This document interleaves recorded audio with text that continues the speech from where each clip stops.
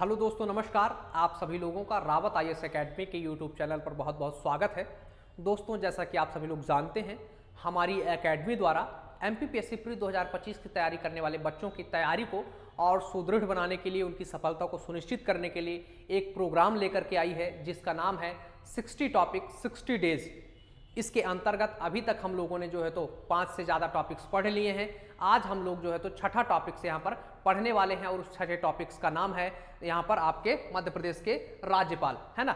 मध्य प्रदेश के राज्यपाल जो है तो आज हम इस वीडियो में पढ़ेंगे और मैं आपको पूरे विश्वास के साथ ये कहता हूँ कि अगर आप ये वीडियो देख लेते हैं तो मध्य प्रदेश के राज्यपाल से कोई ऐसा प्रश्न नहीं बचेगा कि जो आपके पेपर में आ जाए। अगर कोई प्रश्न आता है राज्यपाल से तो वो इसी टॉपिक से आएगा। अगर आप 2022, 23, 24 का PYQ उठा करके देखें एमपीपीएससी का, तो वहां पर कोई न कोई आपको प्रश्न मध्य प्रदेश के राज्यपाल से जरूर देखने को मिला होगा। इसलिए आज हम लोग अपने छठे टॉपिक के अंतर्गत मध्य प्रदेश के राज्यपाल को पढ़ने वाले हैं।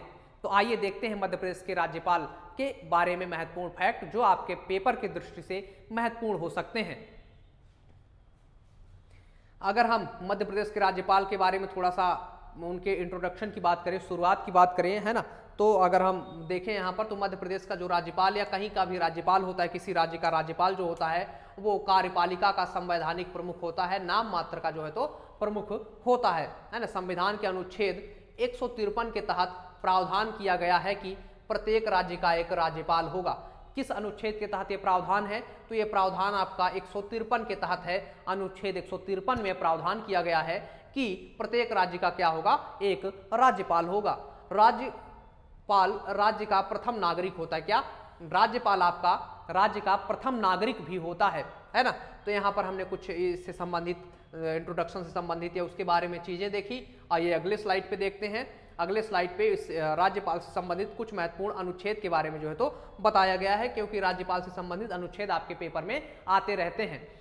देखिए, राज्यपाल के बारे में सबसे पहला जो महत्वपूर्ण अनुच्छेद है वो है आपका 153, है ना। क्या? 153 नंबर अनुच्छेद आपका, जिसमें कहा गया है प्रत्येक राज्य के लिए एक राज्यपाल होगा। ये हमने पिछले स्लाइड पे भी देखा था, है ना। तो आपको 153 याद रखना है अनुच्छेद। इसके बाद 154 अनुच्छेद आपको याद रखना है। 154 में है राज्य की कार्यपालिका शक्ति राज्यपाल में क्या होती है? निहित होती है। क्या? राज्य की कार्यपालिका शक्ति राज्यपाल में निहित होती है ना। निहित होती है, जिसका प्रयोग वो अपने अधीनस्थों के माध्यम से करता है। यानी कि अधीनस्थों से संबंधित मतलब कि मंत्री परिषद और जो हमारे प्रशासनिक अधिकारी होते हैं उनके माध्यम से राज्यपाल अपनी शक्तियों का उपयोग करता है। अनुच्छेद 54 में ये बताया गया है। अनुच्छेद 55 कहता है कि राज्यपाल राष्ट्रपति द्वारा नियुक्त होता है। किसके द्वारा नियुक्त होता है? नियुक्ति, अगर प्रश्न आए आपके कि निम्न में से किस अनुच्छेद में राज्यपाल की नियुक्ति दी गई है, तो आपको ध्यान होना चाहिए 155 में जो है तो दी गई है। देखिए, आप अगर पेपर उठा करके देखेंगे PYQs का, तो राष्ट्रपति के यहाँ पर एक महाभियोग से संबंधित जो है तो प्रश्न आया था 2024 में। अगली बार राज्यपाल से कोई अनुच्छेद पूछ सकता है मध्य प्रदेश की संवैधानिक व्यवस्था से, है ना। तो अनुच्छेद 155 में राज्यपाल की नियुक्ति के बारे में दिया गया है और राष्ट्रपति इसकी नियुक्ति करता है। इसके बाद अनुच्छेद 156 की बात करें तो अनुच्छेद 156 में है राज्यपाल राष्ट्रपति के प्रसाद पर्यंत पद धारण करता है। क्या? राष्ट्रपति के प्रसाद पर्यंत जो है आपका राज्यपाल पद धारण करता है। सामान्यतः इसका कार्यकाल 5 वर्ष का होता है। सामान्यतः कितना होता है इसका कार्यकाल? राज्यपाल का 5 वर्ष का होता है, लेकिन राष्ट्रपति जब चाहे तब इसको क्या कर सकता है? पद से हटा सकता है। तो अगर संवैधानिक प्रावधान की बात करें तो राष्ट्रपति के प्रसाद पर्यंत है, पर अगर व्यवहारिक रूप में बात करें तो 5 वर्ष जो है तो इसकी क्या होती है? इसके पद पर रहने की जो है तो सीमा है। इसके बाद अनुच्छेद 159 की बात करें, 159 की बात करें तो राज्यपाल की शपथ के बारे में कहा गया है। क्या? राज्यपाल के शपथ के बारे में बताया गया है। राज्यपाल की शपथ कौन दिलाता है? तो मध्य प्रदेश के उच्च न्यायालय के मुख्य न्यायाधीश जो होते हैं वो यहाँ पर इनको शपथ दिलाते हैं। इसके बाद अनुच्छेद 161 की बात करें तो राज्यपाल की क्षमादान की शक्ति कहां पर है? राज्यपाल के क्षमादान की शक्ति तो अनुच्छेद 161 में आपको क्या करना है? ध्यान रखना है कि राज्यपाल के क्षमादान की शक्ति काहे में होती है? तो अनुच्छेद 161 में होती है। हाँ, ये मृत्युदान को क्षमा नहीं कर सकते। क्या? मृत्युदान नहीं दे सकते, मृत्यु दान नहीं दे सकते या मृत्यु के लिए जो है तो क्षमा नहीं कर सकते। इसके लिए राष्ट्रपति के पास ये जो है तो पत्र भेज सकते हैं। इसके बाद अनुच्छेद 163 की बात करें तो राज्यपाल की सहायता और सलाह देने के लिए मंत्री परिषद होता है ना। अनुच्छेद 163 में कहा गया है कि राज्यपाल को सहायता एवं सलाह देने के लिए एक मंत्री परिषद होता है। इसके बाद आगे चलते हैं, 213 अनुच्छेद के बारे में देखते हैं क्या है। तो अनुच्छेद 213 में है राज्यपाल की अध्यादेश जारी करने की शक्ति।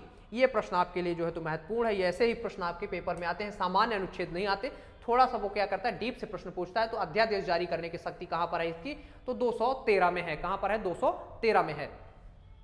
अब इसके बाद इनकी कुछ महत्वपूर्ण शक्तियां और कार्य देख लेते हैं कि आखिर राज्यपाल करते क्या है, इनके कार्य क्या होती हैं, शक्तियां क्या होती हैं। 2-3 महत्वपूर्ण शक्तियां, 2-3 महत्वपूर्ण इनके कार्य हैं। जैसा कि पहला कार्य क्या है इनका, मुख्यमंत्री, क्या मुख्यमंत्री एवं मंत्रिपरिषद की नियुक्ति करना। क्या मुख्यमंत्री एवं मंत्री परिषद की क्या करते हैं, ये नियुक्ति करते हैं। जिस भी दल को बहुमत मिलता है और वो दल जिस भी व्यक्ति को अपना मुख्यमंत्री बनाना चाहता है उसकी नियुक्ति क्या करते हैं, राज्यपाल करते हैं। और मुख्यमंत्री जिन लोगों को मंत्री बनाना चाहता है और जिनकी लिस्ट राज्यपाल को भेजता है उनको वो क्या करते हैं, राज्य के मंत्रिपरिषद में शामिल करवाते हैं, उनको क्या करते हैं, नियुक्त करते हैं। इसके बाद उच्च न्यायालय के न्यायाधीश की भी नियुक्ति करते हैं, ये लोक सेवा आयोग के अध्यक्ष की नियुक्ति करते हैं, महाधिवक्ता की करते हैं। इस तरीके के महत्वपूर्ण जो हमारे यहाँ के पद होते हैं उन पर जो है तो ये नियुक्ति का कार्य करते हैं राज्यपाल, है ना। राष्ट्रपति शासन के समय राष्ट्रपति के प्रतिनिधि के रूप में भी ये राज्य के लिए काम करते हैं। जब कहीं राज्य में आपका राष्ट्रपति शासन लग जाता है उस टाइम पे राज्यपाल जो होता है तो राष्ट्रपति के प्रतिनिधि के रूप में वहां पर काम करता है और पूरी रिपोर्टिंग जो है तो राष्ट्रपति को उस राज्य से संबंधित रिपोर्ट देता है। तो यहां पर हमने इनकी कार्य एवं शक्तियां देखी। आइए हम लोग अब आगे चलते हैं और राज्यपाल की सूची देख लेते हैं, क्योंकि आपका प्रश्न जो है तो यहीं से बन सकता है। और यहां पर मैंने क्या किया है, यहां पर मैंने एक तरफ राज्यपाल के नाम लिखे हैं और दूसरी तरफ उनसे संबंधित कुछ विशेष बातें लिखी हैं। तो विशेष बातों से ही प्रश्न आपका, विशेष बातों को आप क्या करना है, याद करना है और इधर नाम भी आपको याद करना है, क्योंकि विशेष बातें जो यहाँ पर या विशेषताएं जो लिखी गई हैं वो बहुत ही महत्वपूर्ण। और मैंने 2-3 किताबों में जहां जहां से मुझे जो भी विशेषताएं मिली मैंने इसमें क्या क्या है, पूरा को समाहित करने का प्रयास किया है। सबसे पहले राज्यपाल की बात करें तो सबसे पहले राज्यपाल हैं श्री बी पट्टाभी सीता रमैया, है ना। कौन है, श्री बी पट्टाभी सीता रमैया। इनके बारे में अगर हम विशेषता की बात करें, विशेष की बात करें तो सबसे छोटा कार्यकाल इनका रहा। तो यानी कि प्रश्न आपका हो सकता है सबसे कम कार्यकाल किनका रहा, तो आपको ध्यान रखना है सीता रमैया का सबसे कम कार्यकाल यहां पर रहा। इसके बाद हरिविनायक पाटस्कर दूसरे हमारे राज्यपाल हैं, हरिविनायक पाटस्कर। सबसे लंबा, ये इनकी विशेषता क्या है कि सबसे लंबा कार्यकाल रहा। ये किसके लिए याद किए जाते हैं, प्रश्न इनसे कौन सा बन सकता है कि सबसे लंबा कार्यकाल किस न्यायाधीश का रहा। तो आपको ध्यान रखना है कि हरिविनायक पाटस्कर का सबसे लंबा कार्यकाल यहां पर देखने को मिला। इनका कार्यकाल 7 वर्ष 7 माह और 27 दिन का था। और दूसरी चीज जो है तो संविधान सभा के क्या थे, ये सदस्य भी थे। यहाँ पर पहले जो पट्टाभी सीतारमैया थे ये भी संविधान सभा के सदस्य, ठीक, आपको ध्यान होना चाहिए। ये इस तरह का प्रश्न पूछा जा सकता है, वो 4 ऑप्शन देगा आपको और पूछ लेगा बताइए इनमें से कौन से राज्यपाल संविधान सभा के अध्यक्ष संविधान सभा के सदस्य नहीं रहे थे। ऐसा प्रश्न वो क्या कर सकता है, आपसे पूछ सकता है ना। तो आपको ध्यान रखना है पट्टाभी सीतारमैया संविधान सभा के सदस्य थे और इसके बाद हरिविनायक पाटस्कर भी संविधान सभा के क्या थे, सदस्य थे। पट्टाभी सीतारमैया तो 1939 में त्रिपुरी में आपके इनके सुभाष चंद्र बोस के खिलाफ इलेक्शन भी लड़े थे गांधी जी के प्रतिनिधि के रूप में। तो वो क्या थे, पक्के कांग्रेसी थे, तो संविधान सभा के सदस्य होंगे ही, है ना। हरिविनायक पाटस्कर भी क्या थे, संविधान सभा के सदस्य थे। इसके बाद तीसरे नंबर पे हमारे जो राज्यपाल हैं जिनका नाम है श्री केसी रेड्डी, है ना। क्या नाम है इनका, केसी रेड्डी। केसी रेड्डी के बारे में बात करें तो केसी रेड्डी जो है तो पहले तो ये 2 कार्यकाल, इनका कितना कार्यकाल रहा, ये 2 बार मध्य प्रदेश के राज्यपाल बने, है ना। मैसूर वर्तमान में कर्नाटक राज्य के मुख्यमंत्री भी रहे।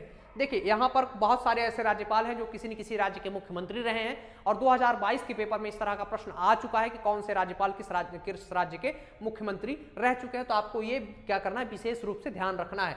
तो केसी रेड्डी मैसूर के जो है तो अब वर्तमान में कर्नाटक कहा जाता है, उसमें मैसूर प्रांत था, वहां के क्या थे, ये मुख्यमंत्री थे। इसके बाद ये भी संविधान सभा के क्या थे, सदस्य थे। तो हरिविनायक पाटस्कर, पट्टाभी सीतारमैया और केसी रेड्डी ये तीनों लोग संविधान सभा के सदस्य थे। आगे ये भी सत्यनारायण सिन्हा भी आपके जो है तो संविधान सभा के सदस्य होते हैं। तो 4 लोग हमारे यहाँ संविधान सभा के सदस्य रहते हैं। 3 हमने पढ़ लिया, चौथा अब हम राज्यपाल पढ़े श्री सत्यनारायण सिन्हा। किनके बारे में पढ़ेंगे, सत्यनारायण सिन्हा के बारे में पढ़ेंगे। तो पहला जो हमारा राष्ट्रपति शासन था इन्हीं के समय पे लगा था। क्या, पहला राष्ट्रपति शासन हमारा जो है तो इन्हीं के समय पे जो है तो लगाया गया था और संविधान सभा की ये क्या थे, सदस्य भी थे। तो इनसे संबंधित 2 फैक्ट आपको याद करने हैं। पहला कि प्रथम राष्ट्रपति शासन कब, किसके समय, किस राज्यपाल के समय लगाया गया, तो वो सत्यनारायण सिन्हा के समय लगाया गया था। संविधान सभा के ये सदस्य भी रहे, ये भी आपको ध्यान रखना है।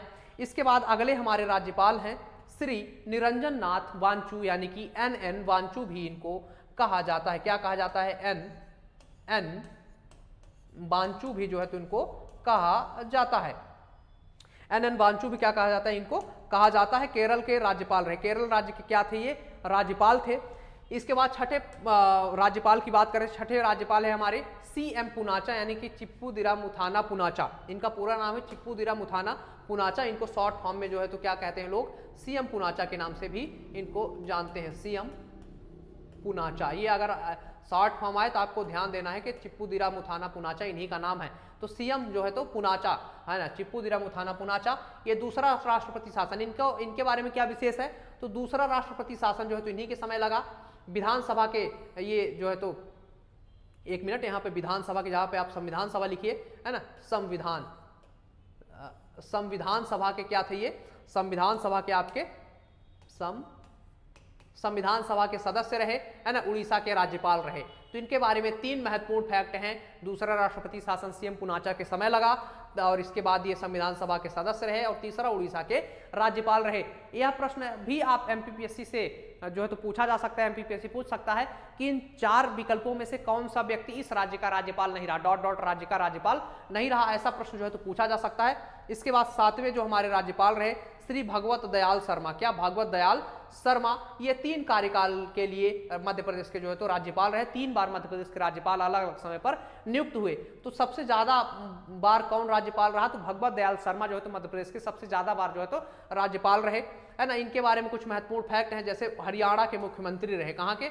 हरियाणा राज्य के मुख्यमंत्री रहे। सर्वाधिक बार राज्यपाल नियुक्त किए गए, 3 बार नियुक्त हुए। तो इनके बारे में 2 महत्वपूर्ण फैक्ट है। हरियाणा के मुख्यमंत्री रहे और इनका कार्यकाल जो सर्वाधिक कार्यकाल के लिए नियुक्त हुए यानी कि 3 बार।